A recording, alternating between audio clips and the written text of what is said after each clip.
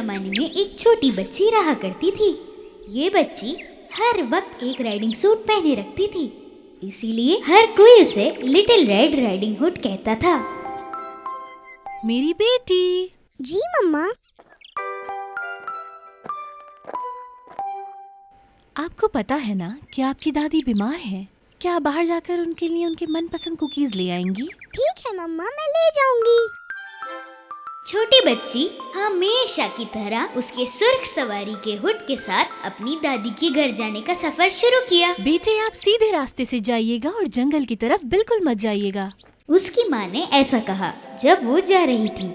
Little red riding hood ने जंगल में चलना शुरू किया, हंसते हंसते और गाने गाते हुए। मुझे नहीं पता इस जंगल को खरगोश का जंगल क्यों कहते हैं। मैंने तो अभी तक यहाँ पे एक भी नहीं देखा। लिटिल रेड राइडिंग हुड फूलों से भरी एक सड़क पर आ गई।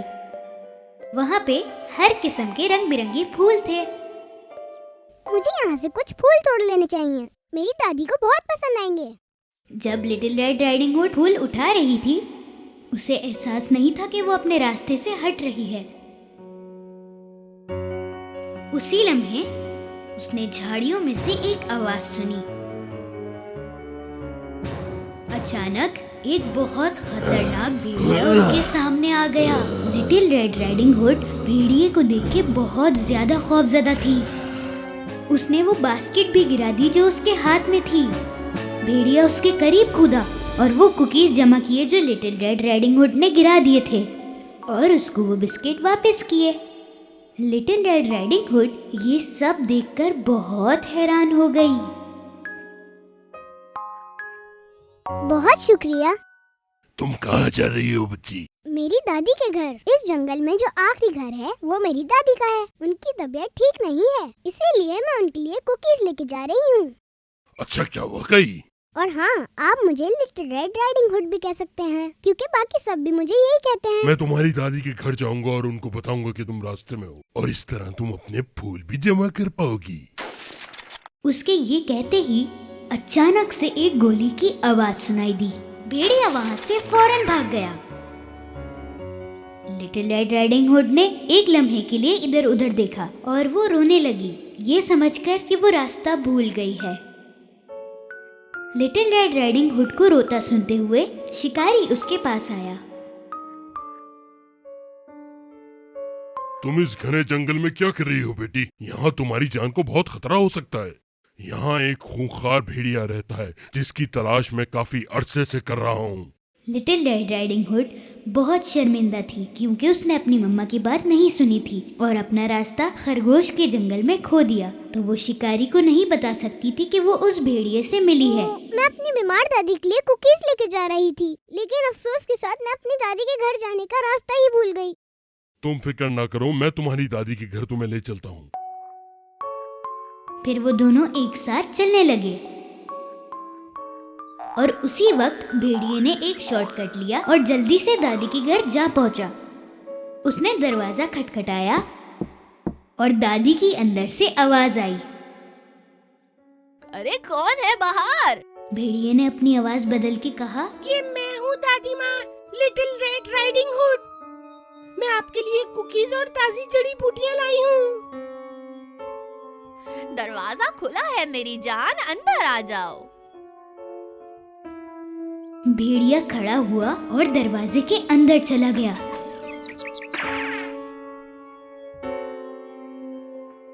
थोड़ी ही देर बाद लिटिल रेड राइडिंग हुड और शिकारी दादी के घर पहुंच गए। जाओ प्यारी बच्ची, जाओ अंदर जाओ और अपनी दादी से मिलो जाकर। शिकारी अपने रास्ते के लिए वापस चल पड़ा। लिटिल रेड राइडिंग हुड ने दादी का दरवाजा खटखटाया और फिर अंदर से आवाज आई, कौन है? मैं हूँ दादी माँ, लिटिल रेड राइडिंग हुड। दरवाजा खुला है मेरी बेटी, तुम अंदर आ जाओ। लिटिल रेड राइडिंग हुड थोड़ी देर के लिए घबरा गई क्योंकि जो उसने आवाज सुनी वो उसकी दादी की आवाज बिल्कुल नहीं थी। फिर उसको याद आया कि उसकी दादी तो बीमार हैं। शायद दादी की तबीयत खराब है, इसलिए उनकी आवाज ऐसी निकल रही हो। लिटिल रेड राइडिंग हुड दरवाजा खोल के अंदर आ गई। भेड़िया दादी के लिबास में, उनका नाइट कैप और उनका चश्मा पहनकर बिस्तर पर लेटा हुआ था। भेड़िए ने कमरे की लाइट भी बंद कर दी थी ताकि लिटिल रेड राइडिंग हुड को कुछ दिख ना पाए। तुम कितनी प्यारी बच्ची हो, तुमने मेरे लिए इतनी मुसीबतों का सामना किया। आओ मेरे पास और मेरे गले से लग जा मेरी बेटी। आजा बेटी, आजा मेरे पास आजा। लिटिल रेड राइडिंग हुड ने बास्केट नीचे रखी, लेकिन वो बेड के करीब नहीं गई क्योंकि उसको उसकी दादी पहचान में नहीं आ रही थी। आपके हाथ इतने बड़े क्यों हैं दादी माँ? ताकि मैं तुम्हें अच्छी तरह गले से लगा सकूं। और आपके कान इतने बड़े क्यों हैं दादी माँ? वो इसलिए कि मैं तुम्हें अच्छी तरह सुन सकूं बेटा। और ये आपकी आंखें इतनी बड़ी कैसे हो गई दादी माँ? वो इसलिए कि मैं तुम्हें अच्छी तरह देख सकूं बेटा। और ये आपके दांत इतने बड़े क्यों हैं दादी माँ? वो इसलिए कि मैं तुम्हें अच्छी तरह चबा सकूं। भेड़िए ने बिस्तर से छलांग लगाई और लिटिल रेड राइडिंग हुड के पास आ गया। बचाओ! उसी लम्हे लिटिल रेड राइडिंग हुड को महसूस हुआ कि जो बिस्तर पे लेटा हुआ था वो उसकी दादी नहीं थी, बल्कि ये वही बुरा भेड़िया था जिसके साथ वो भागने वाली थी। मुझे बचा लो! भेड़िए को अचानक उसी बच्ची की आवाज आती है मुझे बचाओ! बचाओ मुझे! और उस बच्ची की दादी के घर भागता है। वो दरवाजे के अंदर घुसते ही फौरन उस भेड़िए को पकड़ लेता है। तो मैंने तुम्हें आखिरकार पकड़ ही लिया। अब तुम्हारी जान मेरे हाथों में है। शिकारी ने भेड़िए का पेट काटा और बच्ची की दादी को बचा लिया। आपका बहुत शुक्रिया, आपने हमारी जान बचाई शिकारी अंकल। इसकी कोई जरूरत नहीं, लेकिन तुम मुझसे एक वादा करो कि तुम कभी भी इस तरह अकेले कहीं नहीं जाओगी।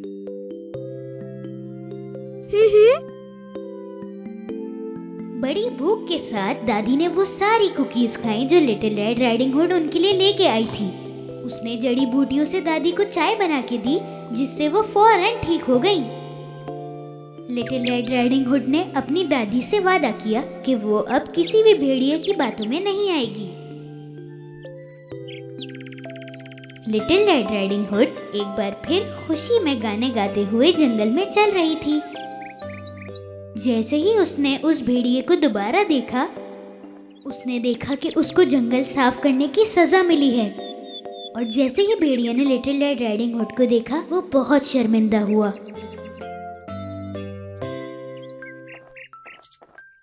और जंगल दोबारा से पहले की तरह खुशहाल हो गया, जैसे वो पहले हुआ करता था। एक जमाने का जिक्र है, यहाँ से बहुत दूर एक बहुत उदास चुड़ैल रहा करती थी। उसकी उदासी की वजह ये थी कि वो कभी माँ नहीं बन सकती थी, और अगर उसको बच्चा होता भी तो वो उसको अपनी तमाम जादुई ताकतें दे सकती थी। और फिर उसने ये सोचा कि दुनिया में सबसे पहले पैदा होने वाली लड़की को वो अपने साथ बहुत दूर ले जाएगी। बुराई का जादू पूरी दुनिया पे कब्जा करेगा। चुड़ैल के घर से थोड़ा ही दूर दो मियाँ बीवी रहते थे जो कि खेती बाड़ी से अपना घर चलाते थे। एक दिन उस आदमी को एक खुशखबरी मिली। उस लड़की ने अपने शौहर को बताया कि हम लोग माँ बाप बनने वाले हैं। बदकिस्मती के साथ उनकी खुशियाँ इतने दिन नहीं रुक पाईं। वो औरत बहुत बीमार हो गई। जैसे जैसे दिन गुजरते गए वो कमजोर होती गई। अगर वो जल्द ही सेहतियाब नहीं हुई तो वो बच्चा खो देगी। उसके शौहर ने अपनी तरफ से पूरी जान लगा दी, लेकिन उसकी तबीयत में कोई बदलाव नहीं आया। जब वो आखिरी डॉक्टर के पास गया तो उसने बताया कि सिर्फ एक ही रास्ता है जिससे उसकी बीवी सेहतियाब हो सकती है। इस मसले का हल एक बहुत ही खतरनाक औरत के पास है, वही तुम्हें इसका इलाज बता सकती है। उस आदमी ने डर को एक तरफ रखा और वो उसके दरवाजे पर गया और दरवाजा खटखटाया। दरवाजे पे खटखटाया? तुम्हें यकीनन कोई जरूरी काम होगा। मेरी बीवी बीमार है और मैंने सुना है कि तुम वाहिद हो जो इस मसले को हल कर सकती हो। क्या तुम मेरी मदद करोगी? क्या सच में? और मुझे क्यों तुम्हारी मदद करनी चाहिए? देखो, मुझ पर रहम खाओ। मेरी बीवी प्रेग्नेंट है। अगर उसको इसकी दवाई ना मिली तो मैं उन दोनों को खो दूंगा। उसकी बातें सुनकर चुड़ैल ने अपना दिमाग बदला और उसकी मदद करना चाही। अगर तुम कहते हो तो मैं तुम्हारी मदद कर देती हूँ। चुड़ैल ने उसे वो पत्ते दिए। अपनी बीवी को उसमें से रोज एक पत्ता दिया करो, वो बिल्कुल ठीक हो जाएगी। आदमी अब बहुत ज्यादा खुश था। वो जल्दी से घर भागा। उसकी बीवी रोजाना उन पत्तों में से एक पत्ता खाने लगी।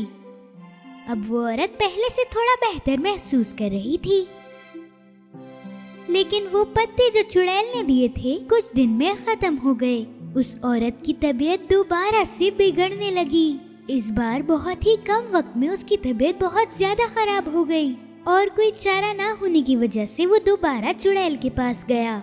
चुड़ैल जानती थी कि वो दोबारा आएगा और उसने उसे कुछ दिया। ये कुछ बीज हैं जो तुम्हारी बीवी को सेहतयाब करेंगे। जाओ, इन बीजों को लेके जाओ और अपने बाग में उगा दो। इस तरीके से तुम अपनी बीवी और बच्चे को बचा सकोगे। लेकिन एक शर्त होगी, अगर वो एक लड़की हुई तो तुम उसे मुझे दोगे। मैं ये शर्त कभी कबूल नहीं करूंगा।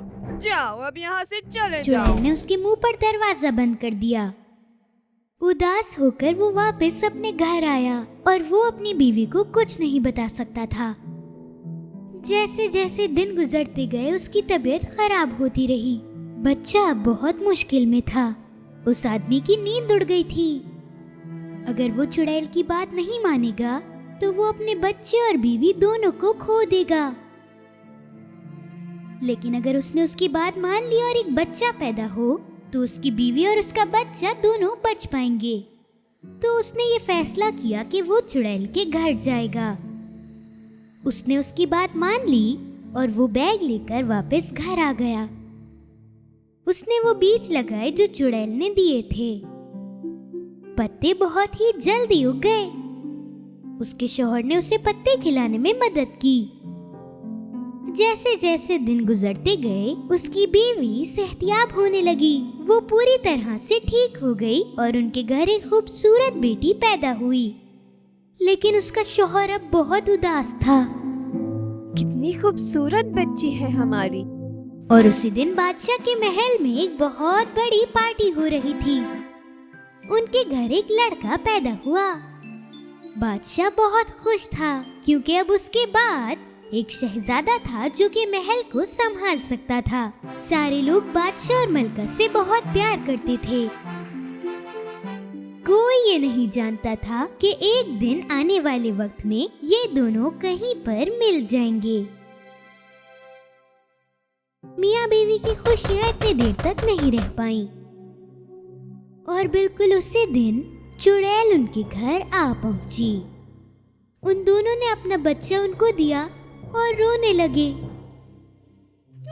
मेरी बच्ची, मेरी बेटी। परेशान मत हो, मैं इसका ख्याल रखूंगी और मैं इसका नाम रेपेंजल रखूंगी। चुड़ैल बच्चे को टावर में ले गई। ये टावर जंगल की बहुत गहराइयों में था। चुड़ैल सीढ़ियों से सबसे ऊपर गई।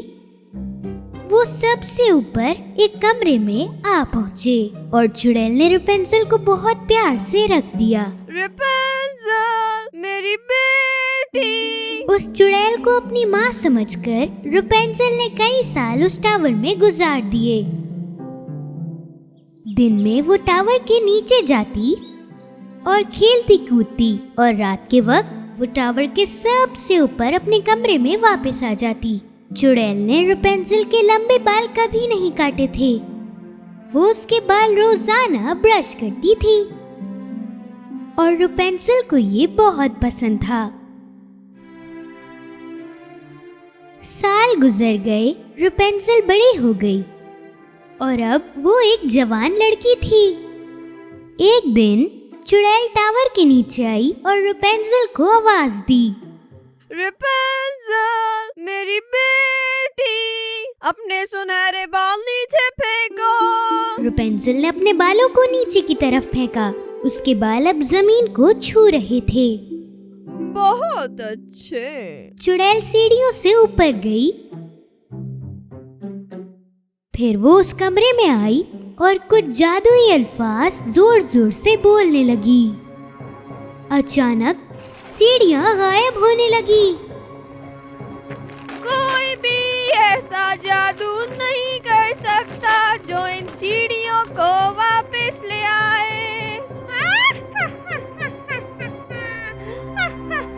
रेपेंजल ये सब देखकर बहुत डर गई। रेपेंजल जान गई थी कि वो अब इस टावर से कभी नहीं जा सकती। चुड़ैल रेपेंजल के बालों की मदद से नीचे उतरती थी और जब भी वो वापस आती थी तो वो रेपेंजल को आवाज देती थी। रेपेंजल, मेरी बेटी, अपने सुनहरे बाल नीचे फेंको। उसकी आवाज सुनने के बाद रेपेंजल अपने बालों को नीचे की तरफ फेंकती और चुड़ैल उसके बालों की मदद से ऊपर चढ़ती। अम्मी, आप मुझे इस टावर से नीचे जाने की इजाजत क्यों नहीं देती? मेरी बेटी, मैं तुमसे बहुत प्यार करती हूँ और इस दुनिया से बचाना चाहती हूँ। रेपेंजल अपना पूरा दिन सिर्फ गाते हुए और चिड़ियों से बात करने में गुजार देती थी। बादशाह की तरफ शहजादा जो कि रेपेंजल के साथ पैदा हुआ था, वो भी अब जवान हो चुका था। अब बादशाह सिर्फ यही चाहता था कि उसका बेटा उसकी जगह संभाले और वो शादी करके उन्हें पोते से मिलवाए। बहुत सारी शहजादियां शहजादे के पास आईं, लेकिन शहजादे को उन लड़कियों में से कोई लड़की पसंद नहीं आई। आखिर में शहजादा एक लंबे सफर पर निकला अपना असल प्यार ढूंढने के लिए। जब वो जंगल के कोने पर आया जहाँ पर टावर था, तो उसने अपने सिपाही से पूछा, मैंने ये रास्ता पहली बार देखा है, चलो वहाँ चलते हैं, वहाँ कोई शॉर्टकट होगा। शहजादा हुजूर, ये एक जादुई जगह है, जो भी यहाँ गया कभी वापस ना आया। ये सब बेकार की बातें हैं, चलो वहाँ चलते हैं और चल के खुद देखते हैं। शहजादा और उसके बंदे उस जंगल में जा पहुँचे। शहजादे को अपने ऊपर यकीन था, लेकिन उसके सिपाहियों को बिल्कुल नहीं।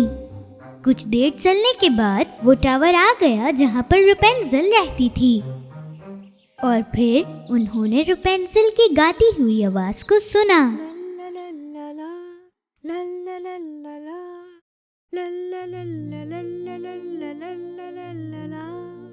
कितनी प्यारी आवाज है ये। जब वो टावर के थोड़ा करीब जाने लगा तो शहजादे ने रेपेंजल को गाते हुए देखा। थोड़ी देर तक वो उसको देखता ही रहा और बिल्कुल उसी वक्त चुड़ैल आ गई और नीचे से आवाज देने लगी, रेपेंजल, अपने सुनहरे बाल नीचे फेंको। चुड़ैल की आवाज सुनकर रेपेंजल ने अपने सुनहरे बाल नीचे फेंके और चुड़ैल रेपेंजल के बालों की मदद से ऊपर चढ़ने लगी। तो उसका नाम रेपेंजल है। शहजादे ने ये फैसला किया कि वो कुछ दिन यहीं रुकेगा और रेपेंजल को देखेगा। चुड़ैल रोजाना रेपेंजल के बालों की मदद से नीचे उतरती और रात को वापस ऊपर चढ़ जाती। रेपेंजल, अपने सुनहरे बाल नीचे फेंको।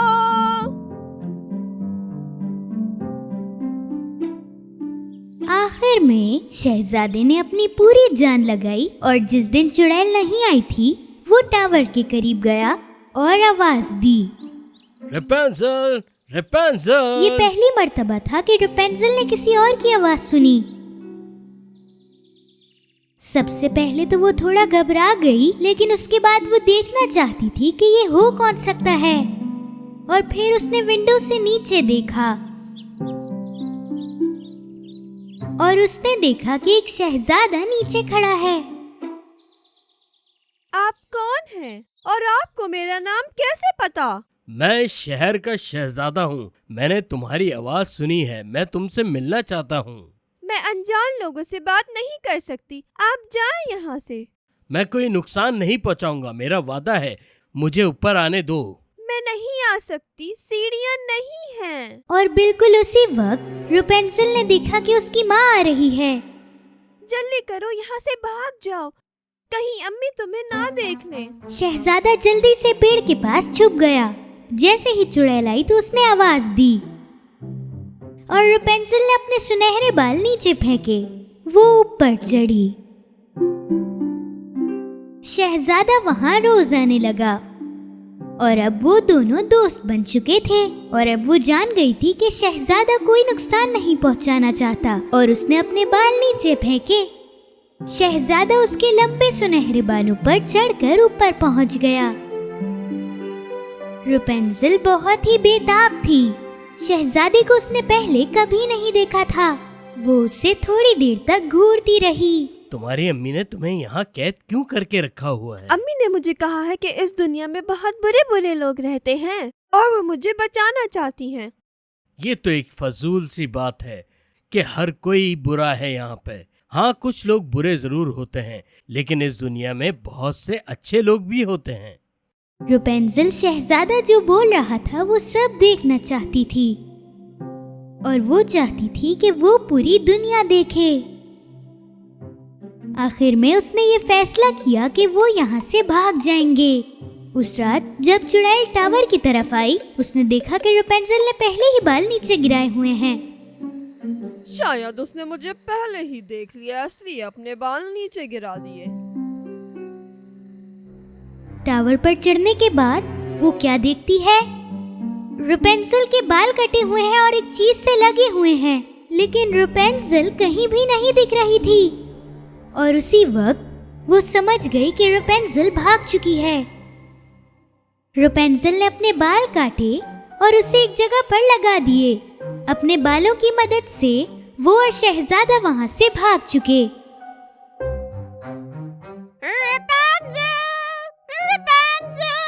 तुमने मुझे धोखा क्यों दिया? दूसरी तरफ शहजादा और रुपेंसिल वो जादुई जंगल छोड़ चुके थे।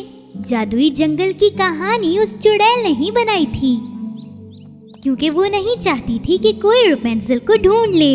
रुपेंसिल और शहजादा आखिरकार महल आ पहुँचे।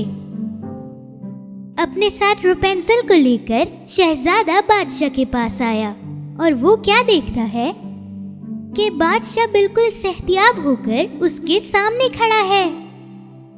अब्बू, आप बिल्कुल ठीक लग रहे हैं। ये सब कुछ कैसे हो गया? एक पत्ते ने तुम्हारे बाबा की मदद की थी। उसका नाम क्या था? ओह हाँ, रेपेंजिल। रेपेंजिल? शहजादा वो सब बताने लगा जो कुछ उसके साथ हुआ। फिर बादशाह ने बताया कि किस तरह दो बूढ़े लोगों ने उसकी मदद की। फिर वो बताने लगे कि कैसे उस चुड़ैल ने उनसे उनकी बच्ची छीन ली, बिल्कुल उसी दिन जिस दिन वो पैदा हुई थी। शहजादा और रुपेंसिल उन दोनों के घर जा पहुंचे। जैसे ही उस बूढ़ी औरत ने रुपेंसिल को देखा तो वो जान गई थी कि ये उसकी बेटी है जो चुड़ैल लेकर चली गई थी। मेरी बेटी, मेरी बेटी, आखिर मैंने तुम्हें ढूंढ लिया। पूरी कहानी सुनने के बाद रुपेंसिल अब अपने वालिदैन के पास वापस आ गई थी। कुछ ही दिनों बाद रुपेंसिल और शहजादी की शादी हो गई और वो दोनों खुशी से जिंदगी गुजारने लगे।